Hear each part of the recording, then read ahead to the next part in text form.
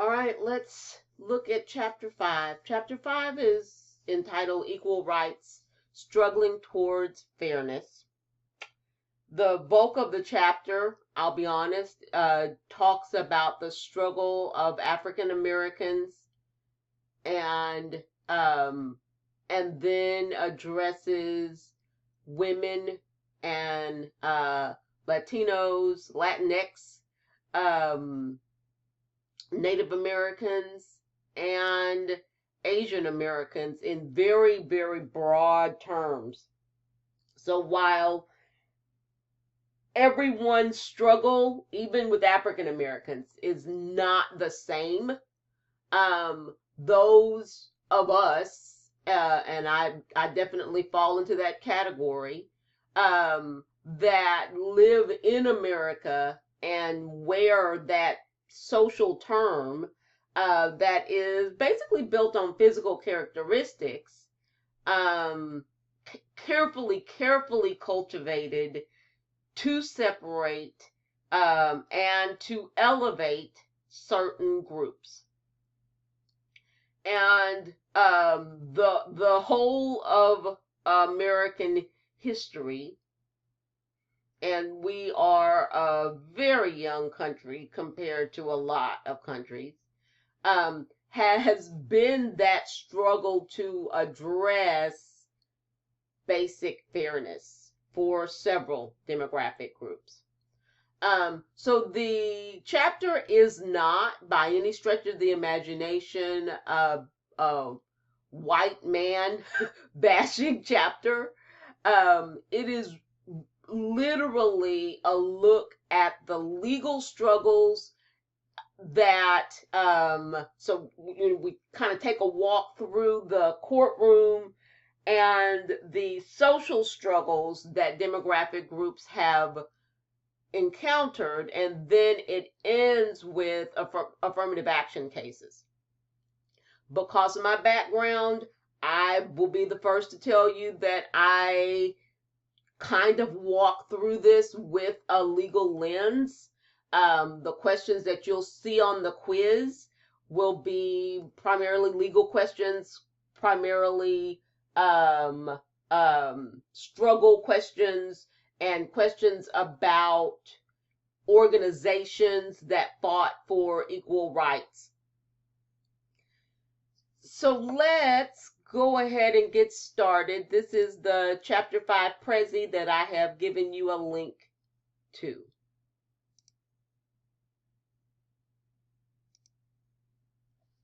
So Frederick Douglass said this: "The whole history of the progress of human liberty shows that all concessions yet made to her august claims have been born of earnest struggle. If there's no struggle, there's no progress. Those who profess to favor freedom and yet deprecate agitation are men who want crops without plowing up the ground. They want rain without thunder and lightning. They want the ocean without the awful roar of its many waters." Now, that is one of many writings of Frederick Douglass.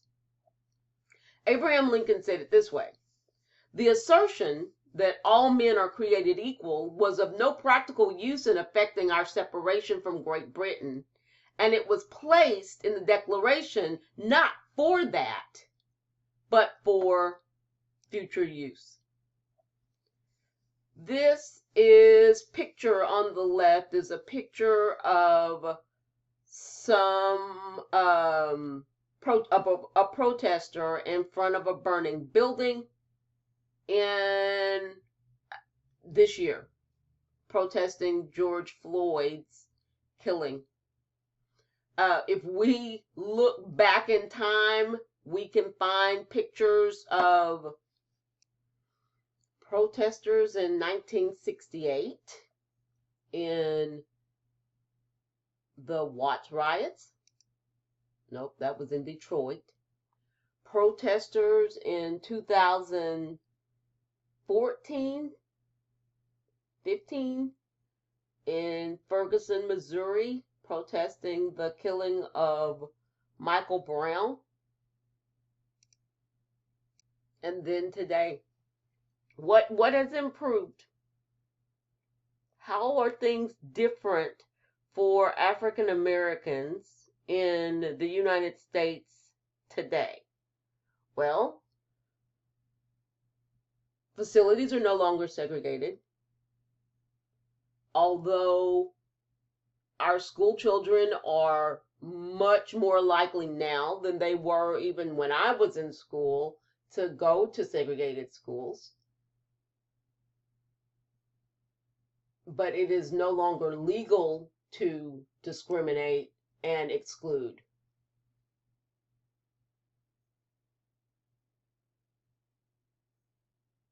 Stands out to me is just watching the Republican convention and they're spewing this fear, right? Like all you hear is Donald Trump and all of them talking about fear. We're the ones getting killed. We're the ones getting shot. We're the ones that denied to live in certain communities. We've been hung. We've been shot. And all you do is keep hearing about fear.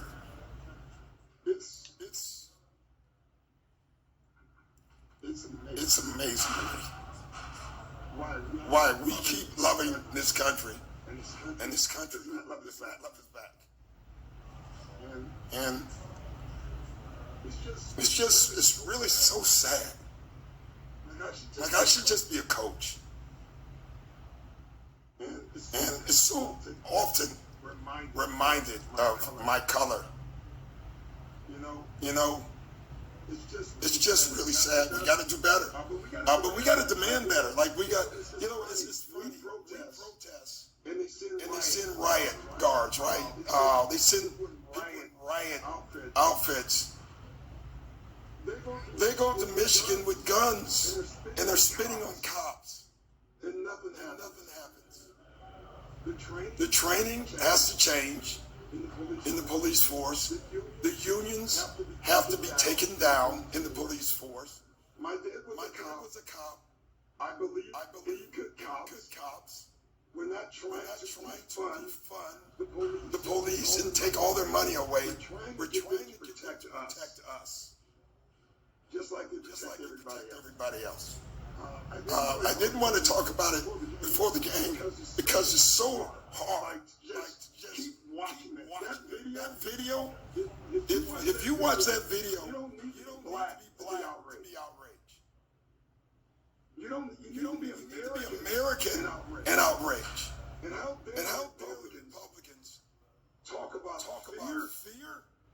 We're the ones that need to be scared. We're the ones having to talk to every black child. What white father has to give his son a talk about being careful if you get pulled over? It's just ridiculous. And it just keeps going. There's no charges. Breonna Taylor, no charges, nothing. All we're asking is you live up to the Constitution. That's all we're asking for everybody, for everyone. Thank you. I didn't think I could say it as well as Doc Rivers, so I just left it there. Let's talk about what this chapter will discuss. Number one, we will talk about the fact that Americans have obtained substantial equality under the law. What the law says, there are not a lot of laws that on their face say that certain groups of people can't go certain places if they're American citizens. We'll just leave that there. We'll also talk about legal equality for all Americans, and the fact that that legal equality has not necessarily resulted in actual equality. Some Latin words, de facto, mean of the fact, that just basically really has the Civil Rights Act of 1964 and the Voting Rights Act of 1965 and the Fair Housing Act of 1968 and Title 9, Title 7 of the Civil Rights Act. Have they resulted in actual equality? And then we'll talk about groups that have traditionally been disadvantaged in the United States and the struggles that they have had for equal rights. So I start here. 1897. So the Civil War had been over for years, 1865. And Reconstruction was essentially over, and Reconstruction was the period after the Civil War when Republicans, primarily Republicans from states that had not seceded, were forcing Southern states to abide by certain rules that were designed to bring some type of equity and equality to former slaves. There had been widespread resistance. There had been disenfranchisement of people that had worked in the Confederacy, but they were able to eventually vote. They were able to participate in politics, and for all intents and purposes, the fight was given up in exchange for some political power for Rutherford B. Hayes. So, it may sound like I'm rambling, but I promise you I'm getting somewhere. So, in New Orleans, there was a law that basically said that you could be fined if you were black, a Negro, and you tried to sit, or you did sit, on a car that was marked whites only. So after the northern states and the northern congressmen abandoned Reconstruction laws, many states started to reinstate segregation laws. And so this was in Louisiana. This was not unusual, though. And so Homer Plessy, and I was determined to show a picture of him because Homer Plessy was an octoroon, meaning that he was 1/8 black. And that was not, the fact that he was 1/8 black was not readily apparent when you looked at him. But the law said if you were, some states were like 1/32 black, then you were considered black. So Homer Plessy goes, and he was a part of an organization, a civil rights organization that predated the NAACP. He goes and he sits on the white-only car, in the white-only car. And he had to tell them that he was black. And what he was trying to do was something that is very common. He was trying to get arrested, and then he wanted to appeal his fine, challenging the law, the segregation law, on the basis of the 14th Amendment Equal Protection Clause. The case finally made its way to the Supreme Court of the United States. Since it was involving the 14th Amendment, it was eligible for the review by the Supreme Court. And what the Supreme Court said was, yes, the Equal Protection Clause of the 14th Amendment, which was passed or ratified in 1868, and many states were forced to ratify it as a condition of being allowed back into the Union. The 14th Amendment does say that that you have to treat people equally, but it does not say that it has to be together. So if New Orleans on their trolley car system decides that they want to have a car that is white only, it is fine as long as they have an equal, separate, but equal car for coloreds, which was the popular term, coloreds. And just for my friends, this is why, because they put it on everything, this is why it is not appropriate to use that term when referring to people of African descent, because it had such bad connotations for so many years and was put on everything, was put on signs. And this just outlines the difference between whites and colored. Do not use that term. Don't let your friends use that term. Don't use that term.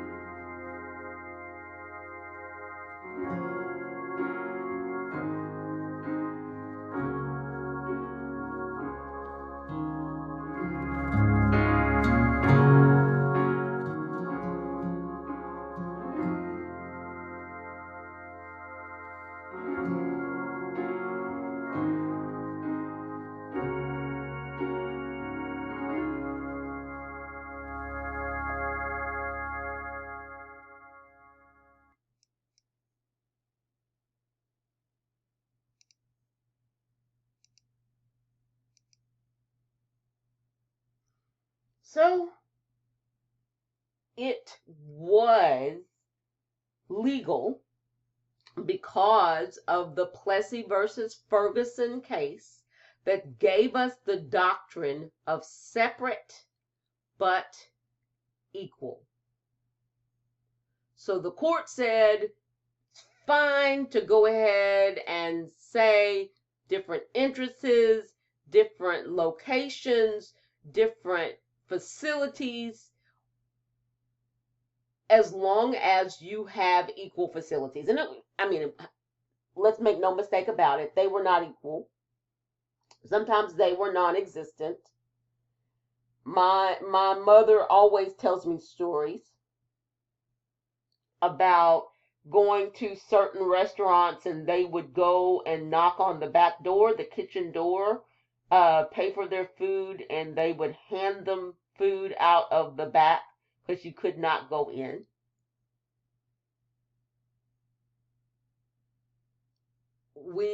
I have been listening to a series, a podcast on the Green Book, and it was called the Green Book because the guy's name was Green. But it was a series of locations all over the United States that were safe for African Americans to go to. So it would tell you when you looked in the Green Book, if you could afford a Green Book, it would tell you if you go to St. Louis, then if you want to get something to eat, you can go here. If you want to get a haircut, you can go here. If you want to get some gas, you can go here. And I am going to pop a link to a PDF copy of the Green Book in the lessons. This is a picture of a earlier version. Eventually, they started to break it down by cities and had more information. I know that for the city of Fort Worth, all of the locations were on the south side, YMCA, or the YWCA, and then there were some boarding houses. This version basically just kind of goes through the HBCUs that were located. Some of them have closed. So Mary Allen Junior College in Crockett, St.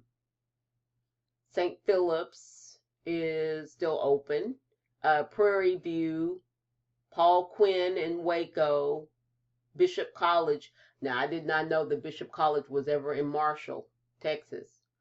Bishop is closed now too. But this is just, they would go through the locations and they would explain where you could go. There's Mr. Green. I want you to spend some time watching Many Rivers to Cross, which is the exercise that is on the discussion board. It is talking about those times in the lives of a certain segment of African Americans, a large segment of African Americans, and that is this history of slavery. Now, I am a descendant of slaves on both sides of my family.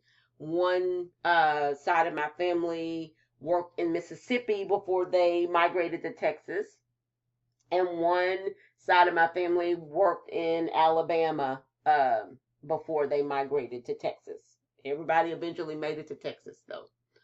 And there was a history that was that kind of set out, number one, how people viewed descendants of slaves and really anyone of African descent, and affected how African Americans felt about themselves. Very good book is a book by a guy named Ibram X. Kendi, and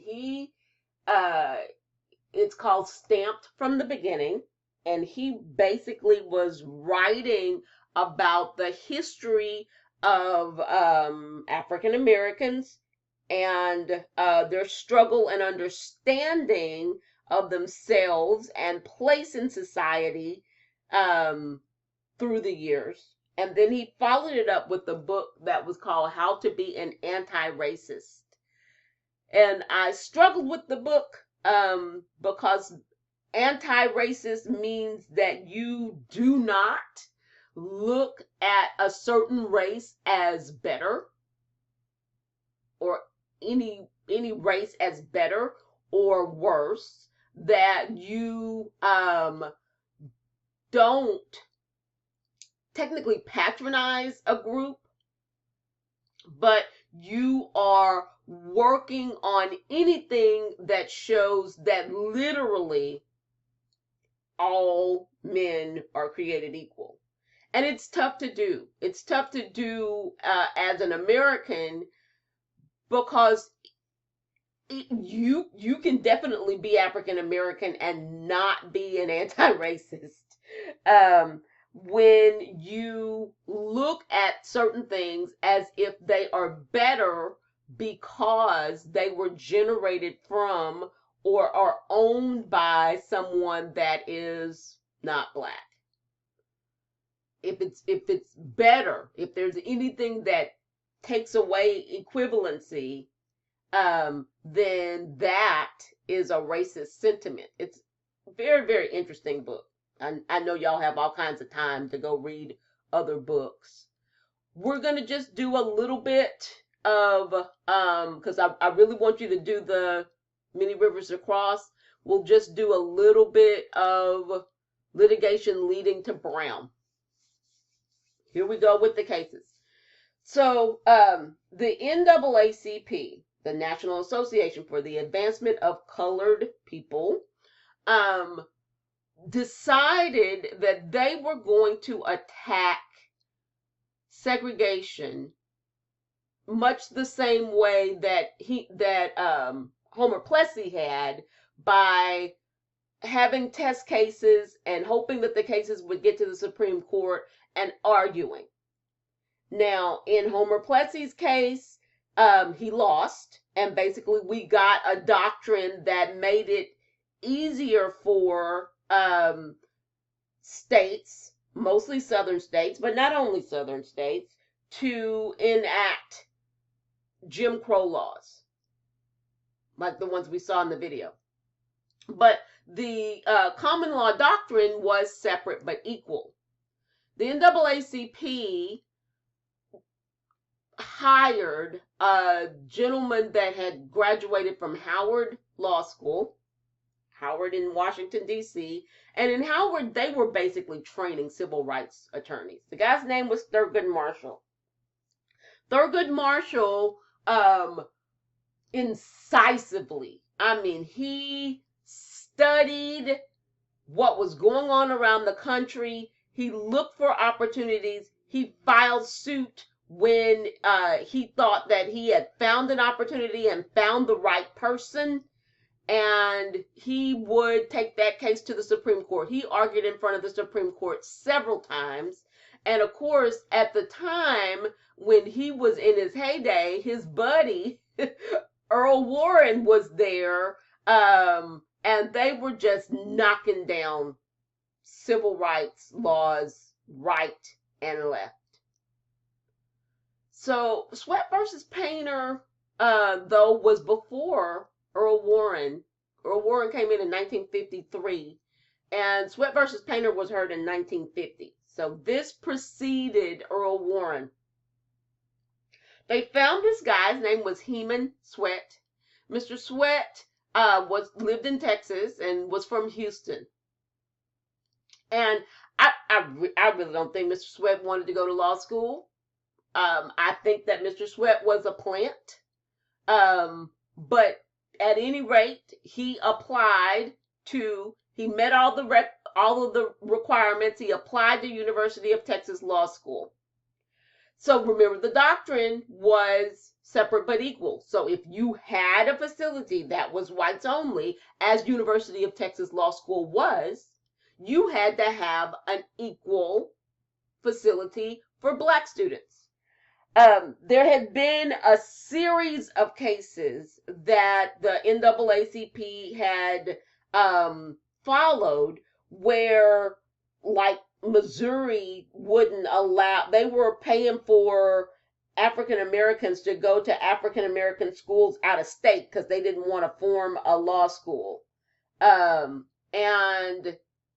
so they were saying, well, we'll just pay your out-of-state tuition, so it's just like you were going to school in Missouri. And the Supreme Court said, no. Separate but equal means you have to actually offer it. So that didn't work. And so Texas, when Mr. Sweat presented himself, decided that they were going to get real slick, and they offered to they opened a school. They created a school. They hired 2 professors. They found a location in Houston, in a basement, and said, "Here you go, Mr. Sweat. There we go. Here you go. Here's your separate but equal school." And Mr. Sweat said, "That's not equal, and I think that the doctrine says that they have to be equal." And so he declined. Meanwhile, in Oklahoma, there was a gentleman that had applied for school, Mr. McLaurin, and he wanted to go to grad school. He applied at University of Oklahoma because there was not a graduate program at any school in Oklahoma, any public school in Oklahoma. So what they did at University of Oklahoma was they actually allowed Mr. McLaurin to come to University of Oklahoma, but they would not let him sit in any rooms. So he had to sit outside the classrooms to hear lectures. They had special places for him in the cafeteria. They had a special place for him in the library. They said, so this is separate but equal. And so the NAACP joined these cases. They joined the Sweat case with Heman Sweat and the McLaurin case. They called the case Sweat versus Painter. You always have to have a name. Just like in our pretend scenario, it has a name, Sam Student versus every community college or any community college in Texas. But it is several different cases, several different cartoons that are being presented and are being argued over. In the end, there were 11 southern states that joined in and said, look, you cannot force us to create new schools that are equal. Who can afford that? So, varying degrees of things that they had tried, and they lost all of them. They lost all of them. So the Department of Justice filed a brief, a friend of the court brief, amicus brief, urging the court to overrule Plessy, the separate but equal. That's not what the court did then. What the court did was said, if you don't have equal facilities, then you have to let the African American student go to your school. So Mr. Sweat went to University of Texas Law School. He was the first African American ever to do so. Mr. McLaurin was allowed to come into the classroom, wonder of wonders. And all of these schools that did not have equal facilities had to integrate. So basically the NAACP through Thurgood Marshall was playing with the law as it was and just challenging. They're poking. And many schools, these are law schools, medical schools, graduate programs, higher education, were integrated that way because schools were not able to provide equal facilities. So they're seeing this success. And so they went back to the drawing board and decided that they were going to attack this problem on the secondary school level.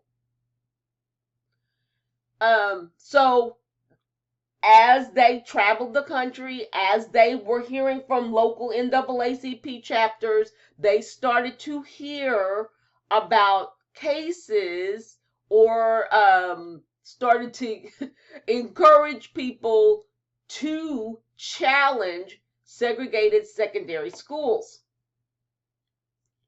So in the end, there were 5 cases that were brought from 5 different areas. And they, so some of them were southern schools, some of them were northern schools, like in Kansas, and one was a central school. So the school in Kansas was in Topeka, and there was a little girl named Linda Brown, and her dad was encouraged to go and enroll Linda in the school that was actually right next to his neighborhood. His neighborhood was an integrated neighborhood, wonder of wonders.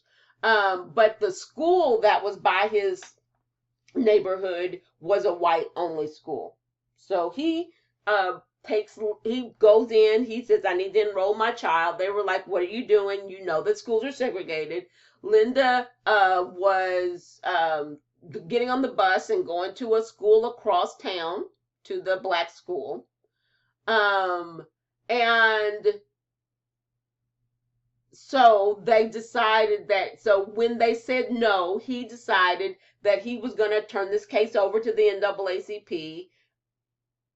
I'm assuming that it was that way. It may have been that the NAACP sent him. Many people say that, I mean, that's what they were doing. They sent him, and when they said no, he goes back and says they said no, and they said, well, we're off to the races. They joined the cases, but they called the one case with all these joined cases, Brown versus Board of Education of Topeka, Kansas. Sometimes you'll just hear it, Brown v. Board. A lot of times it just gets shortened, but the full name of the case was Brown versus the Board of Education of Topeka, Kansas.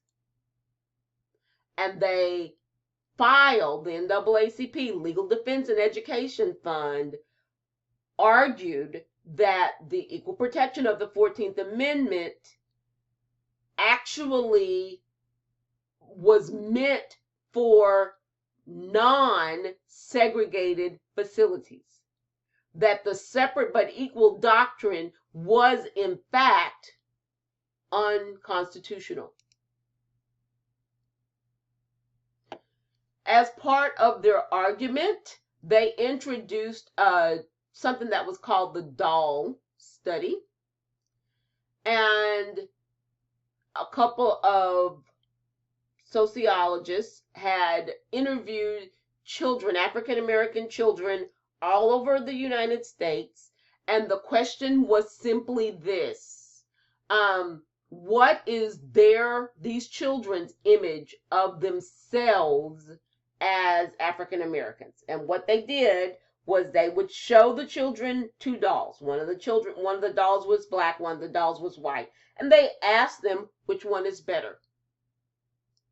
They did not interview any white children. They only interviewed African American children of varying ages.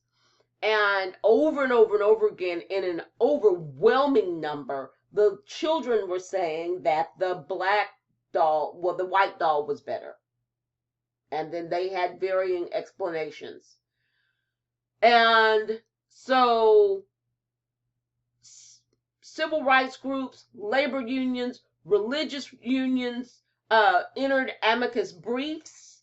And so they showed this evidence. They talked about what happened to Linda Brown. They talked about what happened to the other children in the 4 other schools that were the subject matter of the suit. And eventually the court, now this was by this time Earl Warren, he'd been in there for a year or so. The court said, we conclude unanimously that in the field of public education, the doctrine of separate but equal has no place. So they accepted whole scale the argument of the NAACP that the separate but equal doctrine, as far as schools were concerned, was unequal. Now they threw in there for free that we think that in other public institutions it is as well. But remember that courts can only hear and decide the case that is in front of them.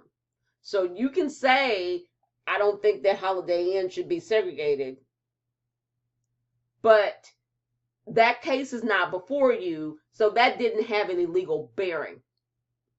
And what they did was said that all secondary schools, elementary, middle school, high school, need to desegregate with all deliberate speed. Now, we do have common law in the United States, and so that was the law of the land. But courts don't have any enforcement mechanisms. They can only say what's supposed to happen. They can't make it happen. They can give you a court order. They can fine you for not doing what you were supposed to do, but they cannot make it happen. That job is the job of the executive, the president, and the departments that are under the president. So what practically does with all deliberate speed mean? Good heavens, who knows? Good heavens, who knows? So this was the basic process.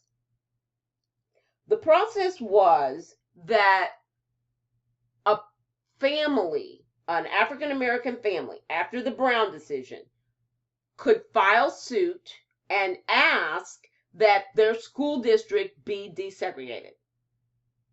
That was the process. So all of the requirements, all of the work, all of the money, and all of the court time was required of African American students that wanted to desegregate schools. So the case, Brown versus Board of Education of Topeka, Kansas, was heard in 1954.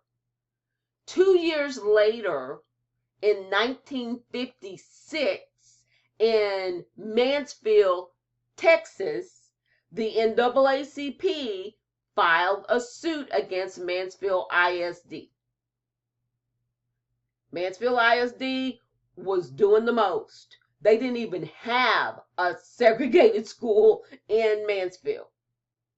They had some elementary, they had middle school, but by the time you got to high school, you had to get on the bus and go to Fort Worth, to one of the segregated schools in Fort Worth. They didn't have a high school for African American students. They had Mansfield High School. That was for whites only. So it was just ripe. Good heavens, you're not even trying. So the NAACP, a guy named Clifford Davis was the NAACP attorney in Tarrant County. Mr. Davis is still alive. And if you got the time, Mr. Davis will tell you all about this case.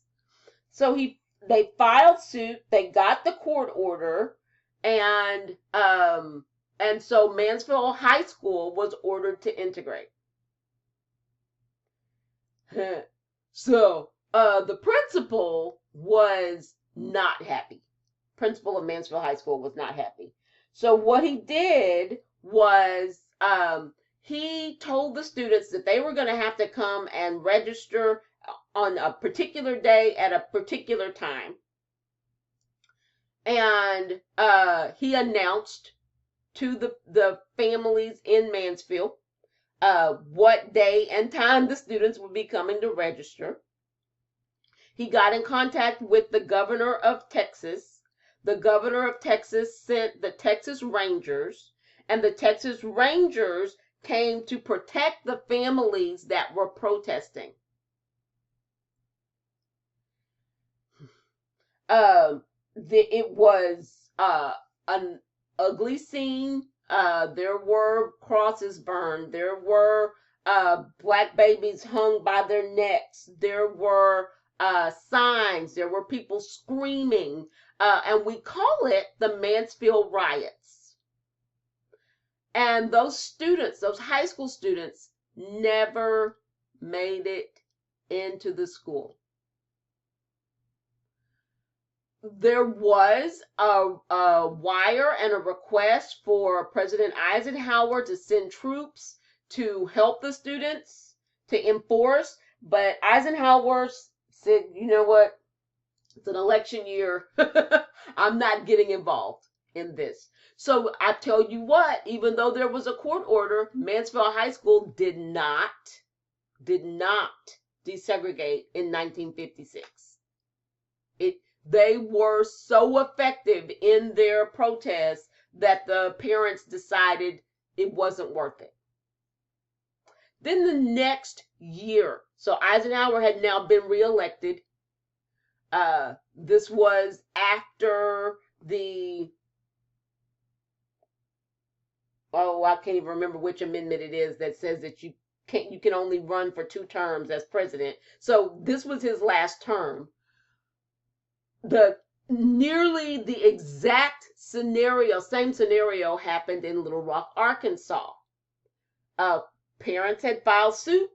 They had gotten a court order. The principal wasn't excited about it. The principal said, you got to come enroll on the same day. The principal announced. But the only difference in 1957 was that Dwight Eisenhower did intervene. We call the students the Little Rock Nine.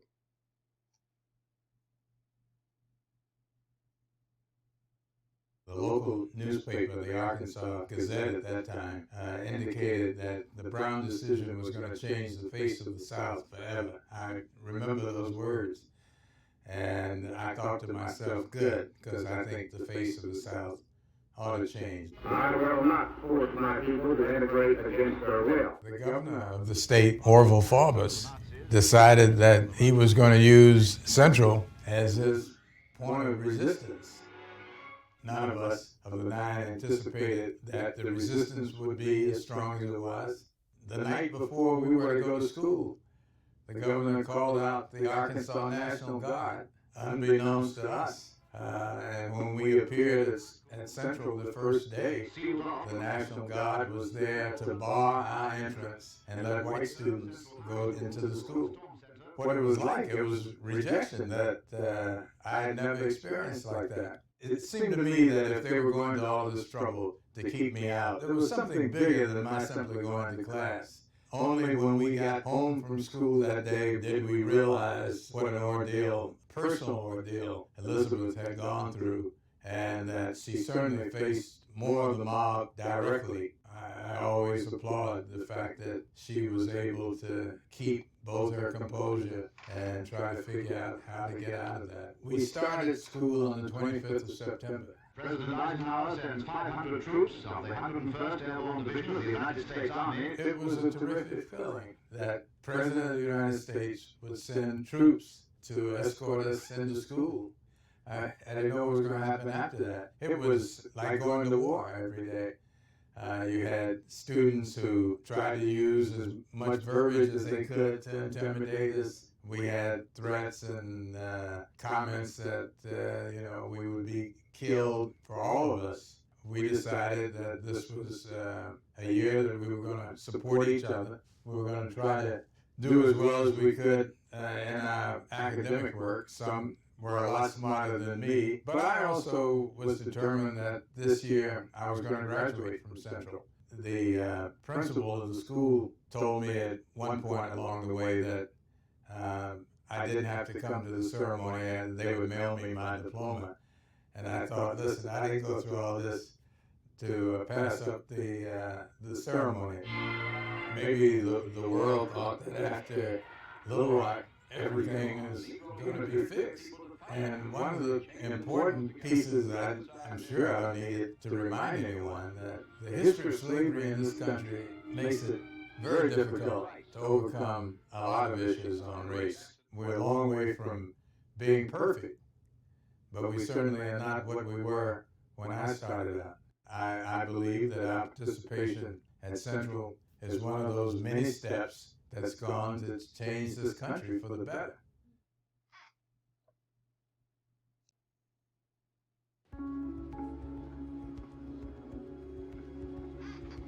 The clash between peaceful protest and violent resistance would produce images that caused the country to sit up and take notice. In New Orleans, on the morning of November 14, 1960, marshals escorted a 6-year-old girl named Ruby Bridges to the local all-white elementary school. I remember turning onto the street. I saw barricades and police officers and just people everywhere. When I saw all of that, I immediately thought that it was Mardi Gras. I had no idea that they were here to keep me out of the school. Ruby, were you scared? I would have been terrified. I wasn't, actually, because, it's very hard for parents, I think, to explain to a 6-year-old what was actually happening. They didn't say it's a white school, you're making history. I remember them saying, Ruby, you're going to go to a new school today, and you better behave. But Ruby was making history. 6 years earlier, after decades of struggle, the NAACP had won a major legal victory, Brown versus Board of Education, in which the Supreme Court declared that the doctrine of separate but equal schools was unconstitutional. But in many places, that triumph did not translate into change. For years after Brown, much of the South simply refused to integrate. Now, Ruby would be one of 6 New Orleans children chosen to desegregate several all-white elementary schools. They were screaming and shouting and chanting 2, 4, 6, 8. We don't want to integrate. The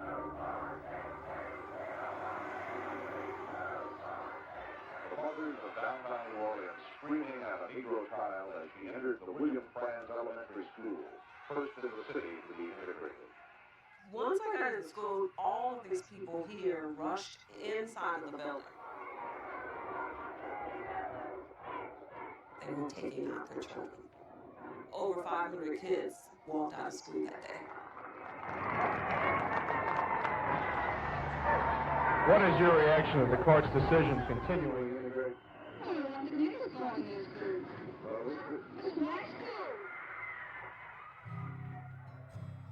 They didn't see a child. They saw change in what they thought was being taken from them. They never saw a child.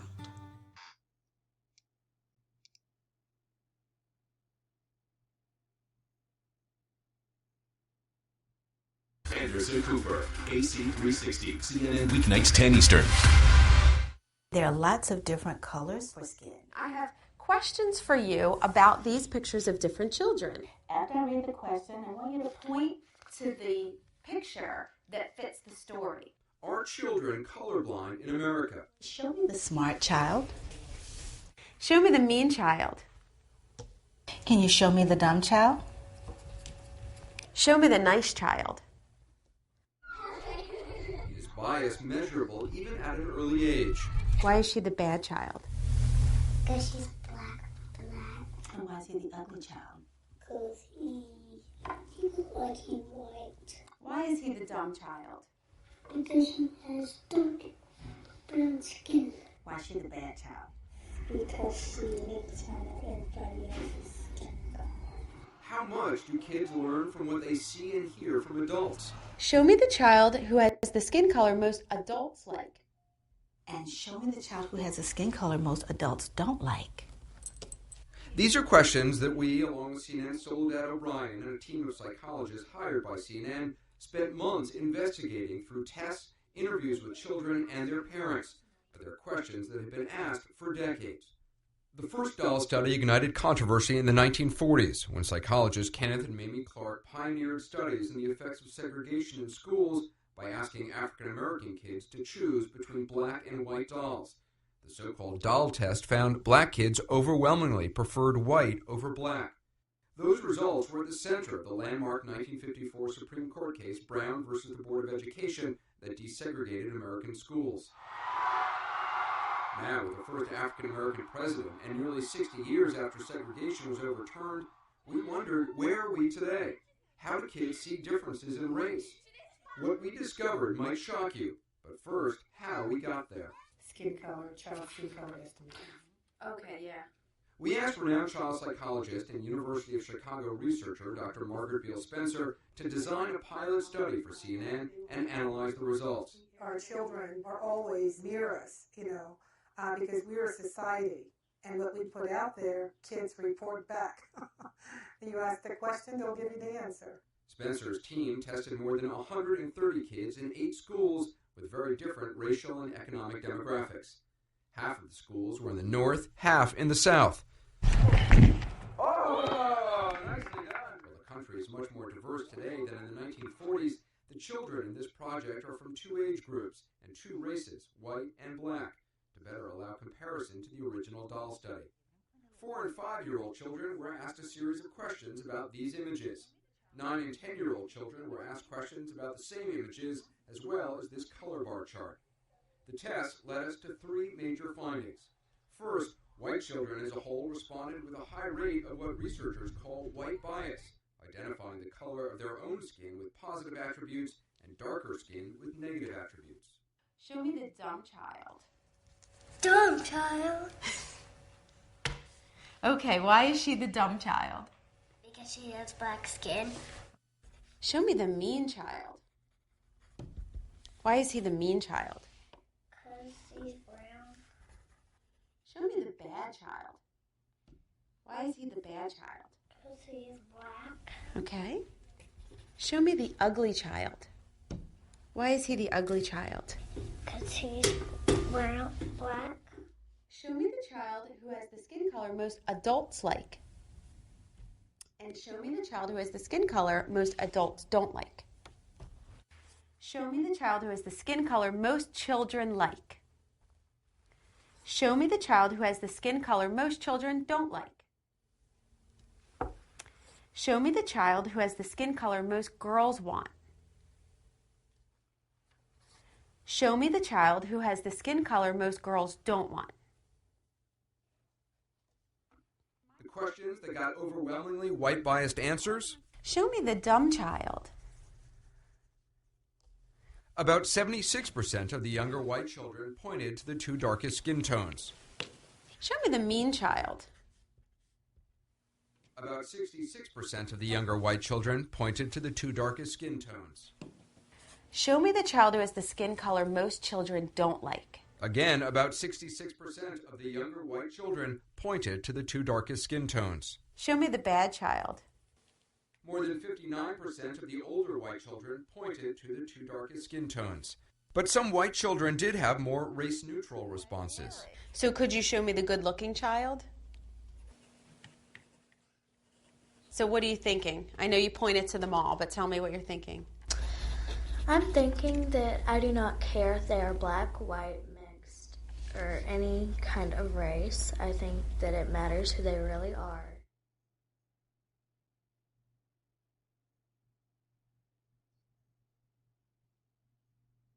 So I think that we will leave this first lecture here.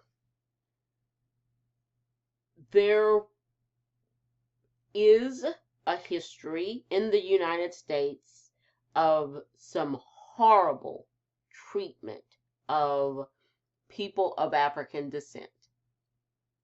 Even if people were not enslaved, there were atrocities, there was discrimination.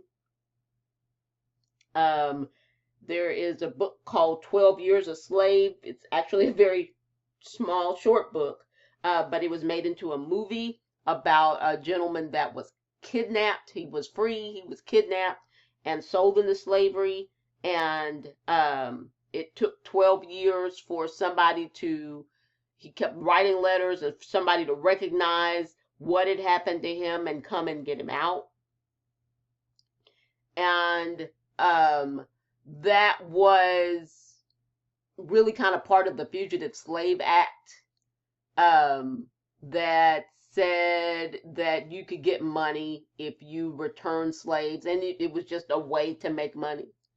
So even if you were not actually enslaved, and we know that the history of enslavement in the United States dates back to early on. 1619 Project was a project by the New York Times where they traced the first shipment of enslaved people that arrived in the United States. 1619. Slavery lasted longer in Brazil than it did in the United States. The Portuguese were one of the primary traders of slaves, and so they took a lot of slaves because that was really the only place that the Pope would allow them to settle. So they took a lot of slaves to Brazil. There are a lot of people of African descent in Brazil.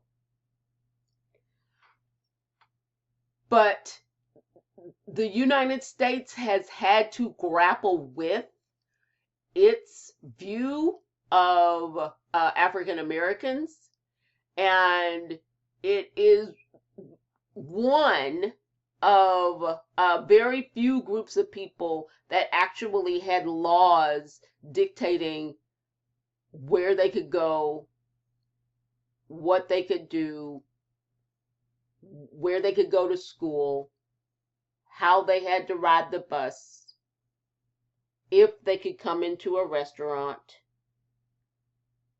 And so America has its own difficult history to deal with when it looks at the treatment and the struggle for equal rights for African Americans.